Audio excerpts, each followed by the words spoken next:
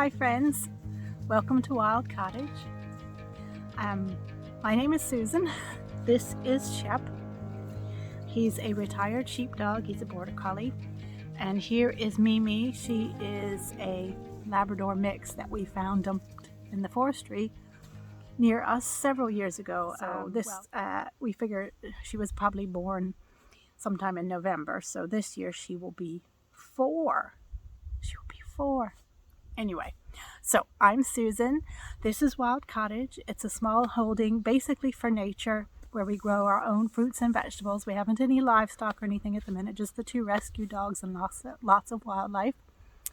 We have a natural dyes garden and ornamentals and fruit, and there'll be an orchard coming along soon with native Irish apple trees, so that's really exciting. But anyhow, this is my crafty little podcast, but actually this is just a small little vlog type video where I'm going to talk about beautiful fibres that were made here in Ireland.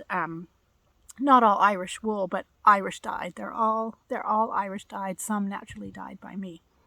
And because I want you to help me pick what I might go for to do, I'm doing the Bats to Hats Makealong with Laight Night Knits, and that starts the 1st of July. So I thought I'd show you some of my beautiful fibres and see what you think color wise. If you're not a spinner, you still love, color.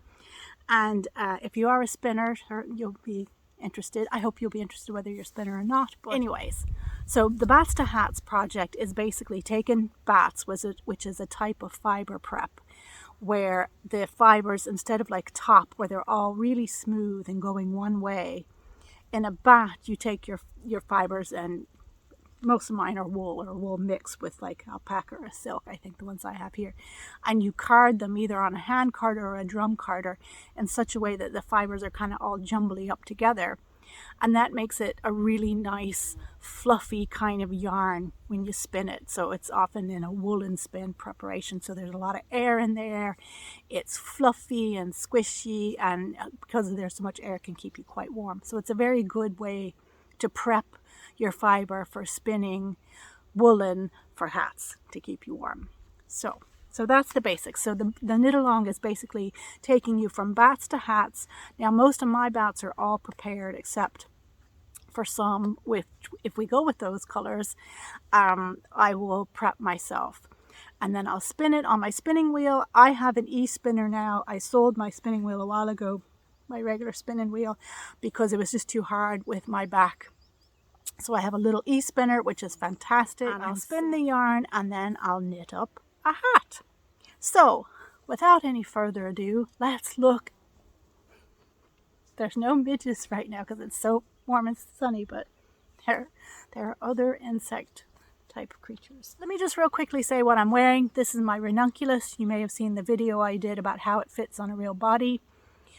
It's out of a beautiful merino and silk yarn from Irish Dyer Corcra. It's fantastic. I am just wearing it a little bit more to see, will it stretch a little bit? Somebody said with the silk in it, it may stretch a little bit. And I'm going to make it a little longer, but I'm going to do just a bunch more stockinette and then maybe like that much of a garter stitch hem. Melissa on Knitting the Stash. She was showing a sweater she made, and she was talking about her garter stitch hem, her garter hem that she put on it, and just how she did it so it wouldn't curl, because sometimes they curl up. And I was like, that's what I want to do. So anyway, so that's what I'm going to do. So I'm wearing that today. What is that? What was that? I'm wearing it today. I'm loving my body. If you saw my other video, you'll know all about loving the body. Anyway, so let's look at the fibre. So first off, we'll start with some, and these are all fibres I pretty much saved because they're special. So I think it's time to go ahead and use them. These are fibres I got back in 2019 at a festival down in Cork, the Sheep's Head Fibre Festival, I think it was called. And these are bats by Savannah. Now I don't know if she's still, I don't think she's has her Etsy shop anymore. She moved to Canada about a year after that. But so when she was making these were Irish dyed. And so let me show you. Look at the colors. I hope it's picking up well because of the sunshine. I can't really see how the camera is doing. And this is a bat called Mallard, and it's a merino and silk, and it's 56 grams. So there's just stunning shades of teal blue and teal green in there. I also have another bat from her, which is merino silk bamboo, tencel, Angelina, and Firestar, 54 grams. And this one is called Ocean Eyes. It's got some sparkle. I think that's blowing out. Isn't that gorgeous? Like, come on, I do love me some sparkle. Yes, indeed. So we have these two that could, you know, be, it depends on too sort of how I do with spinning. I haven't actually spun for a couple months now, so you know, it might end up being chunky yarn, who knows. Like normally 50, I wouldn't need a whole 100 grams to make a hat, but it just will depend to, you know, how the yarn turns out.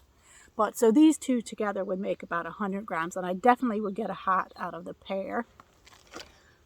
So that's kind of option one, or I can mix and match, but probably option one would be that. Option two are two more bats from Savannah, Savvy Like That, and these are both. This one is merino and Firestar. Looky, it's called Ariadne in the web, and this one is Ariadne with sparkle. So this is Ariadne with sparkle, and this is Ariadne. And this one is, so this merino and silk and bamboo, and the one has a bit of Firestar to give it sparkly. That's the yellow option. I also have a wild card bat, shall we say, from again Savvy Like That. And this one is merino silk with Firestar and Angelina. And this is First Tulip. So it is yellows with purple. So that's kind of a wild card because I could pair that, you know, with the yellows. I could also pair that with some other bats that I have. These are bats that I got from Irish Fibre Crafter Shop, and they're from Helen, Pretty Funky Fibres, and again, she's an Irish dyer. And this one is Kent Romney, and so Romney is one of my favorite sheep breeds. I get a lot, or I did get a lot of the Irish Romney fleeces from a farmer in Tipperary, and I got them with Sandra and we went down and got a whole bunch and got them for different Irish spinners, and they were some of the nicest Romney ever, and I still have some in the barn, and I really look forward to using them. Romney is it's a medium wool, and like again with different breeds, with all the breeds, different individual sheep or, you know, farms of sheep can all have a little bit different quality of the fleeces, and his were so lovely. And I've totally digressed, but this is a Kent Romney with sari silk, so, and that's 50 grams, so that's that purple there. This could be blended or just spun up separately and you made two different yarns, or applied together with the Savvy Like That First Tulip. That's another option. I have another option here, or two more options. So another one from Pretty Funky Fibre is Rollags. So Rollags are a carded, like a blending board prep, and then you roll it up. So it counts in the bats to hats, from what I understand. This one has come apart, but so again we have some lovely purples. And this is merino and the Kent Romney, 50 grams. And I have two little Rollags of that from Pretty Funky Fibres. So again, that could go with just a purple, or it could go with a tulip, or, and pardon me for that crinkling, that was very crinkly plastic that it came in. Now this one I just have in a Ziploc baggie to protect it from moths. Another one from Savvy Like That, which is Grey Sunrise. So it's a lot lighter color than some of the other ones, and it's really lovely. Like, I'm not a pastel wearer usually, but that could make something really pretty as a gift for someone, and those might be nice together. So let's say we have the blue option, the yellow option, the purple option, or the purple plus yellow option. And then the fifth option is, if you saw one of my podcasts a while back when I was doing some of the natural dyeing with my daffodils from my garden, I dyed up two strands of top. Now, top is that worsted type preparation. So it's not really technically what we would do for bats to hats, but what I can do is I can card it, and then it will be a bat, which is what I'll do, because after dyeing it, kind of got all kind of disorganized and all. So I have 2 lots of the yellow, and this is Corriedale, and I had gotten this for my breed study, which is where you spin different breeds and see how they spin up, and just how you feel about them and all. And I'd gotten superwash one and a regular non-superwash one to see what was the difference in spinning it. First dip in the dandelion, and it really should be carded out too, because sometimes when you dye, if you're the things can felt up a bit, but it's still, I can smell, even though it's been rinsed a few times, I can still smell the scent of the I said dandelion, but it's the daffodils, because I found it was so funny doing the dyeing. The daffodils smelled like chorizo, which is one reason you should all your windows open or outside. And I did most of mine outside, because you never know what smells and what maybe chemicals are coming off the smells. But anyways, this had a lovely smell. So it smelled like chorizo. So that was the first dip, and then the second dip is here. So I'll hold them together. So there they are. And you can see the difference in a natural dye and acid dye. I mean, because with the natural dye, even when you get the bright colors, generally, I mean, they're not like, wow, zingy. But they're still fun to do. And I know a lot of people just really prefer the more kind of muted and subtle colors.